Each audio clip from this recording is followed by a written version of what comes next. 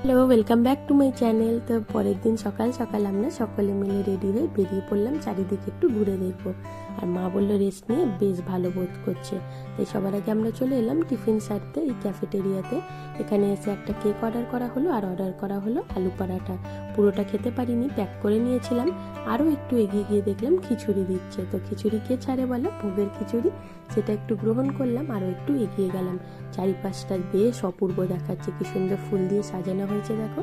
আর এটা সেই জায়গা যেখানে গতকাল রাতে আমরা এসেছিলাম কিন্তু এই সন্ধ্যা আরতি দেখতে। আরও একটু এগিয়ে গেলাম, এখানে দেখলাম টিওবিপি মন্দির, আর এটা হলো ফুলড্রাম থিয়েটার। আর টিওবিপি মন্দির কিন্তু দেখো সামনে থেকে অপূর্ব দেখাচ্ছে। আর ঠিক তার অপোজিটে ছিল এই স্টলগুলো। এখান থেকে আমরা কিছু জিনিস নিলাম, বাড়ির জন্য নিয়ে যাবো আর কিছু লোককে দেবো বলে।